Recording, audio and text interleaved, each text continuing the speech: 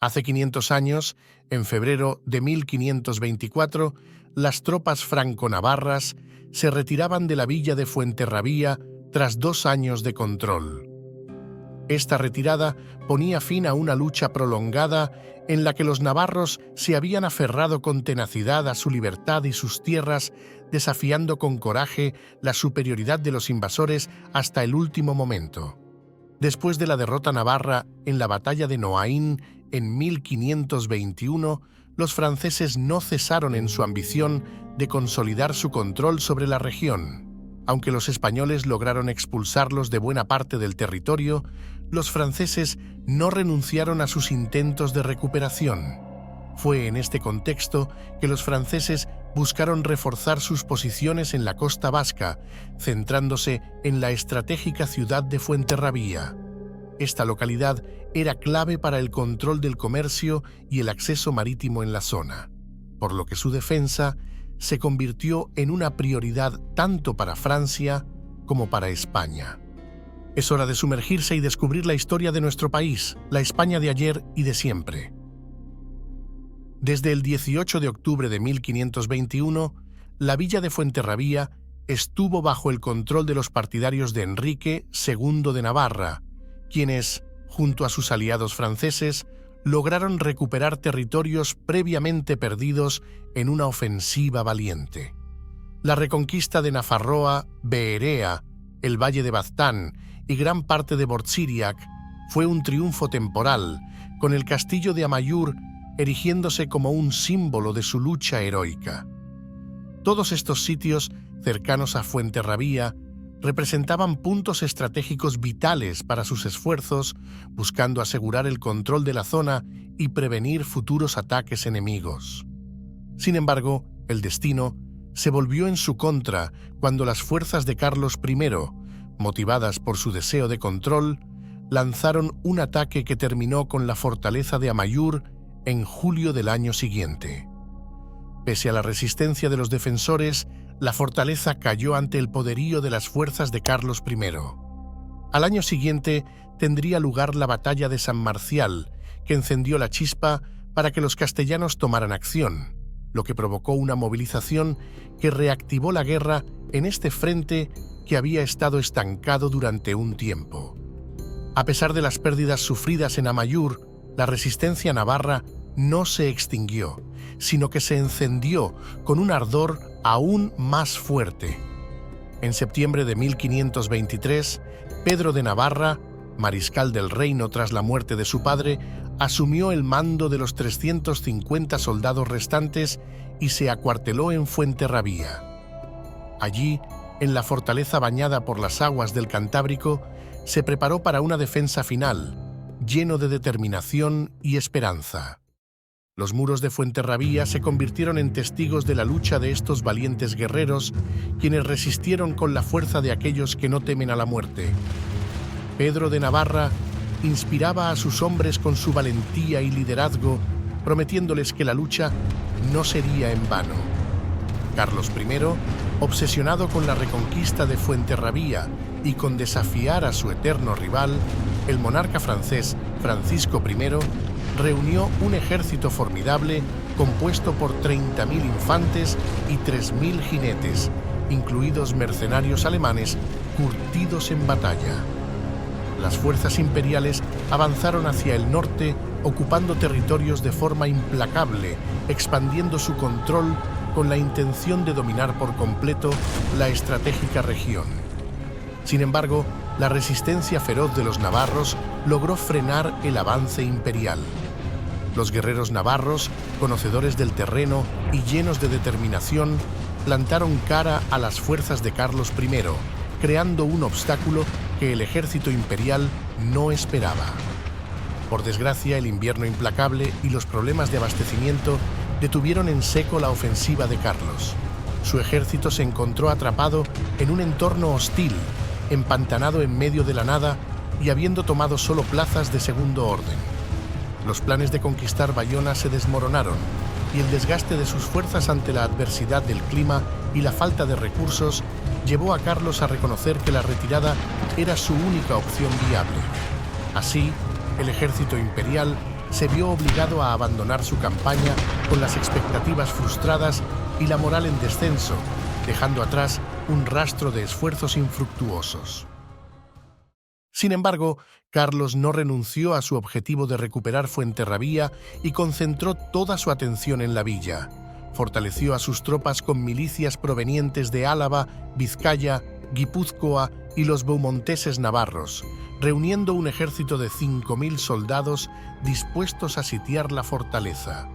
Con este contingente reforzado, Carlos I planeaba someter a la estratégica villa costera, decidido a doblegar a los defensores y asegurar el control de la región. Pero antes de continuar, debo decirte que si quieres conocer todos los secretos de España, te dejo el boletín por correo electrónico en la descripción, donde hablaremos de películas, series, libros e historias. Es totalmente gratis y solo tienes que dejar tu correo electrónico en el enlace que te dejo abajo. La villa de Fuenterrabía se encontraba bajo el control de la guarnición franco-navarra, liderada por Pedro de Navarra. Con 300 jinetes y 1.500 infantes, incluidos 400 navarros, los defensores estaban preparados para resistir el cerco. Bajo la dirección del capitán François Frangé, la villa se defendía con artillería y fortificaciones robustas. Aún con los esfuerzos de los sitiados, el cerco impuesto por Carlos I era constante y amenazante. Los defensores luchaban con determinación para mantener el control de la villa, enfrentando la presión diaria de las fuerzas asediantes. Los muros de Fuenterrabía resonaban con los ecos de la batalla, mientras sus habitantes resistían con valentía. Los días siguientes estuvieron marcados por el estruendo de los bombardeos españoles sobre Fuenterrabía. 60 piezas de artillería sacudían la villa sin descanso, tratando de desgastar la resistencia de los defensores. Los fosos fueron drenados, se excavaron minas y se abrieron trincheras para acercarse a las murallas, pero los asaltos se toparon con una gran resistencia. Los defensores, conscientes de que su tiempo era limitado y sin esperar refuerzos, lucharon con valentía y determinación. Sabían que estaban solos, pero no dejaron que ello minara su espíritu. Enfrentaron cada asalto con coraje, defendiendo cada palmo de tierra con la esperanza de prolongar su resistencia el mayor tiempo posible.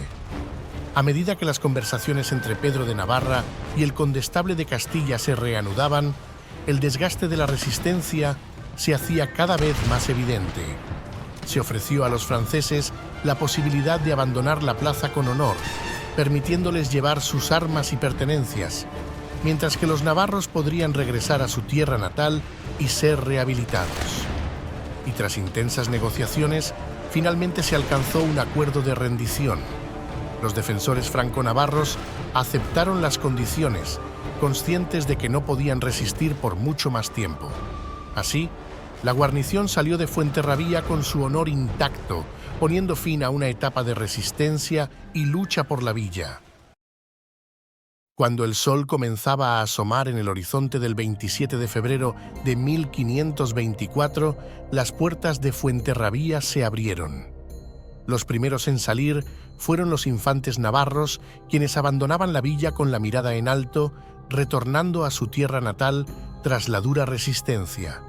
Tras ellos marchaban las tropas francesas, encabezadas por el gobernador François Frangé y el capitán Estillac, cumpliendo con los términos de la rendición acordada y retirándose de la fortaleza. Una hora más tarde, las tropas españolas entraban en la devastada villa de Fuenterrabía. El paisaje era desolador. Apenas una cuarta parte de las casas se mantenía en pie, mientras que los restos de los bombardeos se extendían por todas partes. Las calles mostraban los signos de la resistencia feroz, con escombros y ruinas como testimonio de la lucha librada por los defensores. A pesar de la devastación, la amnistía prometida por Carlos primero fue jurada por muchos de los legitimistas en abril de ese mismo año, con la esperanza de reconstruir sus vidas en paz. Sin embargo, algunos rechazaron someterse, prefiriendo mantener su lealtad a Navarra y a la lucha por su autonomía. Después de la rendición de Fuenterrabía, Enrique II continuó su lucha, recuperando Nafarroa Beherea y consolidando una Navarra independiente al norte de los Pirineos. En ese territorio estableció un bastión de resistencia y una base para continuar su causa, manteniendo viva la lucha por el legado de su reino. Sus sucesores, Juana III y Enrique III de Navarra y IV de Francia, mantuvieron intacta la esperanza de recuperar la parte perdida de su reino al sur de los Pirineos. Aunque sus esfuerzos se centraron en fortalecer su dominio al norte, nunca renunciaron a la posibilidad de unificar de nuevo Navarra. La lucha por su tierra y su soberanía se convirtió en una cuestión de honor para estas generaciones, un legado que persistió a lo largo de los siglos.